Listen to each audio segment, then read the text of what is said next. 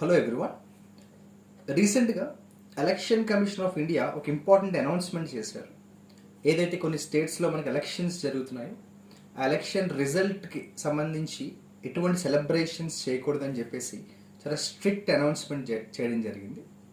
Recent election commission of India has strictly announced not to get into any celebrations about the victory of any political party regarding the recent elections, and also election కౌంటింగ్కి సంబంధించి కూడా చాలా strict కండిషన్స్తో whoever is participating in the election counting process should get their Covid negative report and all that. ఇక్కడ దాకా బాగానే ఉంది. కొన్ని చోట్ల ఎలక్షన్ ర్యాలీస్ని కూడా స్టాప్ చేయడం జరిగింది. కానీ definitely one cannot deny the fact that all these announcements are bit late. Election commission of India చేసే అనౌన్స్మెంట్స్ అన్నీ కూడా మంచివే అయినప్పటికీ కూడా ఎలక్షన్ ర్యాలీస్ చాలా ఎక్కువ శాతంలో అలౌ చేయాల్సినవన్నీ చేసేసి ఇప్పుడు కొన్ని మాత్రం కంట్రోల్ చేయడానికి ప్రయత్నం చేయడం అనేది ఒక విఫల ప్రయత్నంగా చెప్పాలి. ఎందుకంటే ఎలక్షన్ కమిషన్ ఆఫ్ ఇండియాకి ఉన్న పవర్స్ రీత్యా డెఫినెట్గా గతంలో లాస్ట్ మంత్కి సంబంధించిన ర్యాలీస్ని కూడా కంట్రోల్ చేసి ప్రొహిబిట్ చేస్తుంటే కోవిడ్ కేసెస్ కొంతవరకు తగ్గేవి అని చెప్పడంలో ఎటువంటి సందేహం లేదు. Election commission of India could have acted much earlier and also tried its best and contained the election rallies or at least try to postpone. నేను అంతకుముందు కూడా ఒక వీడియోలో ఒక ఇంపార్టెంట్ ఇన్ఫర్మేషన్ మీతో చెప్పినట్టున్నాను. 2020 ఫిబ్రవరి నుంచి 2021 మార్చ్ 28 దాకా ఆల్ ఓవర్ ద వరల్డ్లో 78 కంట్రీస్ ఎలక్షన్స్ని పోస్ట్పోన్ చేసుకున్నాయి. ఈ రిపోర్ట్ ఇచ్చింది ఎవరంటే international institute for democracy and electoral assistance. అంటే ఆ 1 year గ్యాప్లో అప్రాక్సిమేట్గా మనకి 78 కంట్రీస్లో ఎలక్షన్స్ని పోస్ట్పోన్ చేసుకున్నప్పుడు ఇండియాకి వచ్చేటప్పటికి ఇన్ని కేసెస్ ఉన్నాయని తెలిసి కూడా ఎలక్షన్స్ ఎందుకు పోస్ట్పోన్ చేయాలన్నది డెఫినెట్గా one has to think about it. అయితే ఎలక్షన్ కమిషన్ ఆఫ్ ఇండియాకి సంబంధించి నేను ఇండియన్ పాలిటీలో సపరేట్ ఒక వీడియోలో క్లియర్గా ఎలక్షన్ కమిషన్ ఆఫ్ ఇండియాకి కావాల్సిన పాయింట్స్ అన్నీ అందులో నేను షేర్ చేస్తాను. బట్ ఈ వీడియోలో కొన్ని ఫ్యాక్ట్స్ మీతో షేర్ చేసుకుంటాను. Election commission of India purpose ఏంటి అసలు? What is the main objective of having election commission of India? To conduct free and fair elections. అంతేకాకుండా అది కాన్స్టిట్యూషనల్ డ్యూటీ. అంటే the constitutional duty of election commission of India is to make sure whether the elections are conducted free and fair. అయితే election commission of ఇండియాకి సంబంధించి నిజం చెప్పాలంటే మనకి tea Seshan మనకి చీఫ్ ఎలక్షన్ కమిషన్గా వచ్చిన తరువాత మనకి ఓవరాల్గా ఎలక్షన్ కమిషన్ ఆఫ్ ఇండియా అంటే ఒక పెర్సెప్షన్ మారిపోయింది. ఆయన చేసిన ఎఫర్ట్స్, ఆయన పెట్టిన ఎఫర్ట్స్ అన్నీ ఇన్ని కాదు. ఎలక్షన్ కమిషన్ ఆఫ్ ఇండియాకి సంబంధించి దాన్ని చాలా స్ట్రెంగ్తెన్ చేశారు టీ సేషన్. ఆర్టికల్ 324 మీద ఆయన స్పెషల్ ఫోకస్ పెట్టి జనాలకు అసలు ఆర్టికల్ 324 అంటే ఏంటి పరిచయం చేసింది టీ సేషన్ అని చెప్పాలి. ఇంకా చెప్పాలంటే ఒక ముక్కలో tea Seshan before he became the chief election commissioner rigging అనేది ఒక ఫండమెంటల్ రైట్గా చాలా పొలిటికల్ పార్టీస్ భావించేవి అప్పట్లో. ఆయన దాన్ని మొత్తంగా ఒక రిఫార్మ్ తీసుకొచ్చారని చెప్పచ్చు. ఇక్కడ దాకా బాగానే ఉంది. కానీ ఎలక్షన్ కమిషన్ ఆఫ్ ఇండియాకి ఉన్న పవర్స్కి అవి చేస్తున్న పనులకు నిజంగా పొంతనుందా? అంటే or the powers of election commission of India really being utilized to the maximum extent or somewhere the values are compromised అన్నది ఒక పెద్ద డిబేటబుల్ క్వశ్చన్. ఉదాహరణకి మనకి సుప్రీం కోర్ట్ ఆఫ్ ఇండియా ఒక జడ్జిమెంట్ ఇచ్చారు మొహిందర్ సింగ్ గిల్ వర్సెస్ సిఈసి అనే కేసులో. సుప్రీం కోర్ట్ ఆఫ్ ఇండియా ఒక జడ్జిమెంట్ ఇచ్చారు ఏంటంటే election commission of India is very important and pillar of India's development. ఇండియాలో ఎలక్షన్స్ అనేవి డెమోక్రసీకి ఒక సింబల్. అటువంటి డెమోక్రసీని కాపాడడానికి ఎలక్షన్ కమిషన్ ఆఫ్ ఇండియాని మించిన సంస్థ లేదు అని supreme court of India Mohinder Singh Gill versus CEC అనే కేసులో క్లియర్గా చెప్పారు.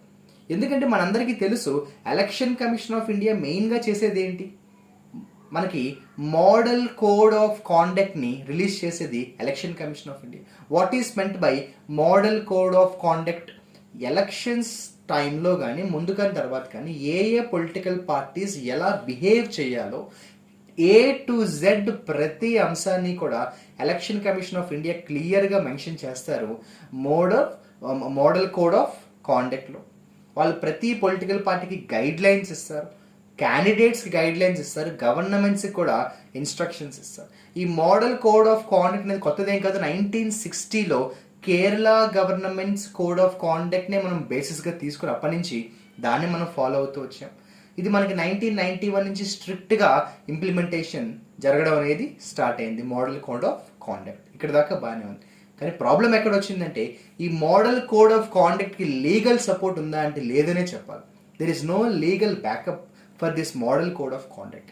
చాలా పార్లమెంటరీ కమిటీస్ మన గతంలోనే సుప్రీంకోర్టుని రిక్వెస్ట్ చేసింది ఏంటంటే ఎలక్షన్ కమిషన్ ఆఫ్ ఇండియా రాసుకునే ఈ మోడల్ కోడ్ ఆఫ్ కాండక్ట్కి లీగల్ సపోర్ట్ ఇవ్వండి. ఉదాహరణకి 1951 రిప్రజెంటేషన్ ఆఫ్ పీపుల్స్ యాక్ట్లో దీన్ని మీరు ఇంటిగ్రల్ పార్ట్గా పెడితేనే కదా దీనికి ఆ పవర్ అనేది ఉంటుంది అని చెప్పారు. కానీ దానికి ఎలక్షన్ కమిషన్ ఆఫ్ ఇండియా చెప్పింది ఏంటంటే అది కానీ లీగల్గా అదొక లీగల్ యాక్ట్గా అయిపోతే ఏదైనా ఒక సెట్ బ్యాక్ ఉన్నప్పుడు అది మళ్ళీ క్లారిటీ వచ్చేదాకా ఎలక్షన్ ప్రాసెస్సే లేట్ అయిపోతుంది. కాబట్టి ప్లీజ్ డోంట్ డూ ఇట్ అని చెప్పడం వల్ల అదొక హిస్టారికల్ మిస్టేక్ అనే చెప్పాలి. There is no legal backup, there is no legal support to the powers enshrined in the election commission of India by the Indian constitution. అందుకే మనకి న్యాచురల్గా ఇంప్లిమెంటేషన్ సక్సెస్ఫుల్గా ఉండదన్న దాంట్లో ఆశ్చర్యం లేదు. ఉదాహరణకి పారాగ్రాఫ్ 16Aలో క్లియర్గా మనం ఎలక్షన్ సింబల్స్ గురించి రాసుకుంటాం. 1968 ఆర్డర్లో క్లియర్గా ఏంటంటే election commission can suspend any political parties recognition if it violates the code. మనకి 1968 ఆర్డర్లో క్లియర్గా రాసింది ఏంటంటే ఎప్పుడైనా ఏదైనా పొలిటికల్ పార్టీ కానీ ఆ మోడల్ కోడ్ ఆఫ్ కాండక్ట్లో ఉన్న రూల్స్ని వైలేట్ చేస్తే ఆ పొలిటికల్ పార్టీ రికగ్నిషన్ని సస్పెండ్ చేసే రైట్ ఎలక్షన్ కమిషన్ ఆఫ్ ఇండియాకి ఉంది అని చెప్పారు. కానీ is it really possible? No, it is not possible because lack of the legal support. ఉదాహరణకి ఎలక్షన్ కమిషన్ ఆఫ్ ఇండియాకి ఉన్న మంచి పవర్ ఏంటంటే it can transfer anybody in the government, be it the chief secretary or the head in the police department.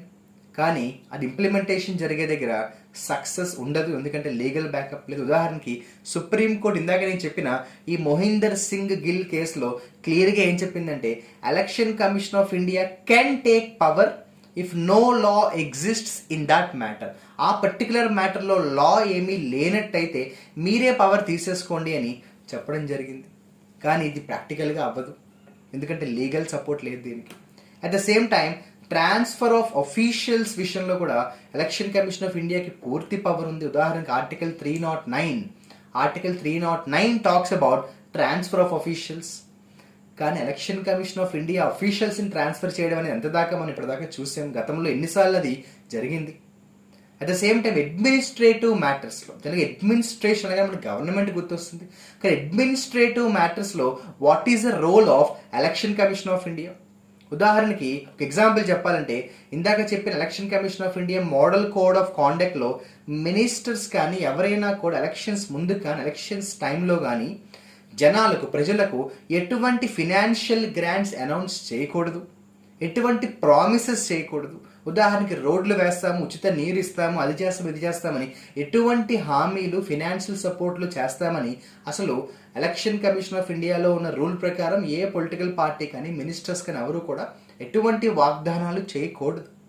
కానీ దానికి భిన్నంగానే జరుగుతోంది కదా. ఉదాహరణకి అది ఏ స్టేజ్కి వెళ్ళిపోయిందంటే రీసెంట్గా తమిళనాడులో ఎలక్షన్స్కి సంబంధించి ఒక ర్యాలీలో ఒక ఆయన అనౌన్స్ చేశాడు ఇంటింటికి హెలికాప్టర్ ఇస్తానని.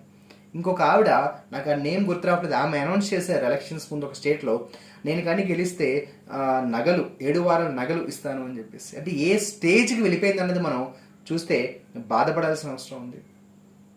రీసెంట్గా Kerala government election commission of India ఒక ఇన్స్ట్రక్షన్ ఇచ్చారమ్మా, మీరు distribution of rice, oil, pulses ఏవైతే డిస్ట్రిబ్యూషన్ చేస్తున్నారో ఆ డిస్ట్రిబ్యూషన్ టెంపరీగా ఆపండి అని చెప్పారు.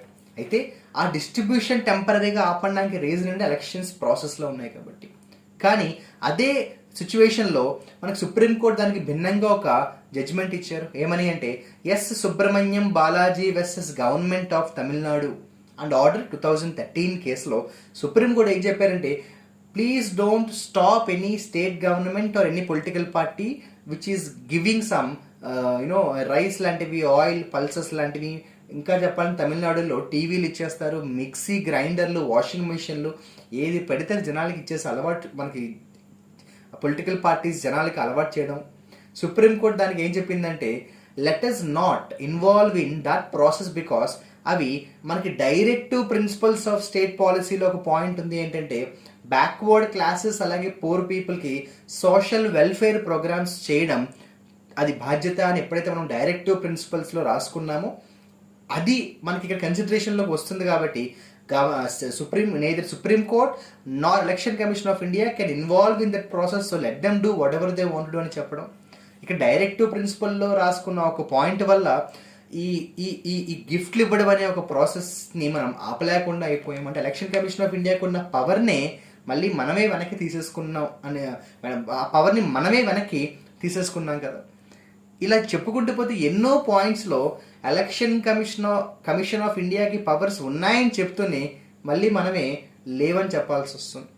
ఉదాహరణకి నేను ఇందాక చెప్పిన ఎగ్జాంపులే మనకి section 123(2)B of representation of peoples act 1951లో కూడా అదే పాయింట్ మెన్షన్ చేసుకున్నాము. వెనకబడ్డ వారికి ఎవరికైనా కూడా ఎటువంటి సపోర్ట్ అయినా ఇవ్వచ్చు. అది వాషింగ్ మెషిన్ కావచ్చు, టెలివిజన్ కావచ్చు, ఎల్ఈడి టీవీలు కావచ్చు, యాపిల్ ఐఫోన్లు కావచ్చు, ఏవైనా ఇచ్చుకోమని చెప్తున్నారు.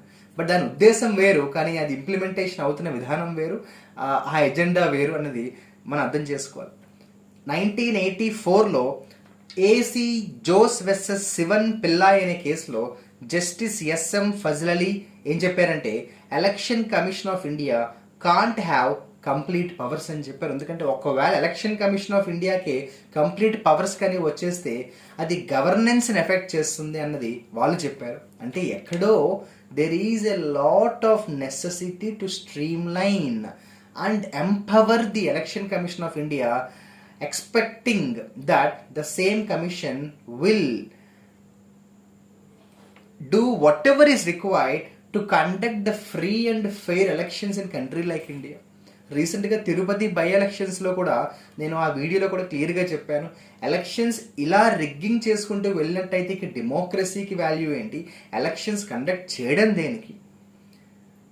ఎలక్షన్ కమిషన్ ఆఫ్ ఇండియాకి ఈ పవర్స్ ఉన్నాయని మన భారత రాజ్యాంగంలో రాసుకునేది దేనికి? అంటే ఎక్కడో మన ఎదుగుదలను మనమే ఆపుకుంటున్నాము, మన ప్రోగ్రెస్ని మనమే వెనక్కి లాక్కుంటున్నాము, మన డెవలప్మెంట్ని మనమే డిస్ట్రాయ్ చేసుకుంటున్నట్టు అనిపిస్తుంది. ఏదేమైనా కూడా 78 కంట్రీస్లో ఎలక్షన్స్ పోస్ట్పోన్ అయినప్పుడు ఇండియాలో పోస్ట్పోన్ చేయకపోవడానికి రీజన్స్ ఏంటనేది ఆలోచిస్తే లాజికల్ రీజన్స్ ఎక్కడే మన అందరికీ కనిపించవు. But still election commission of India is absolutely the most important body that enables the government to conduct free and fair elections by which the value of democracy has to be preserved forever. At least in the near future, let us hope that Election Commission of India will have more and more powers, which will also have the legal support. Only then those powers will be utilized to the fullest extent to conduct the elections in the fairest means. Let us hope that will happen very soon. And already నేను ఇంకో వీడియోలో కూడా చెప్పాను, మనకి రీసెంట్గా chief justice of India మనకి N V Ramana, who is from Telugu state, he has become the chief justice of India. And with his, at least in his presence, let us hope the most needed reforms will happen. Thank you.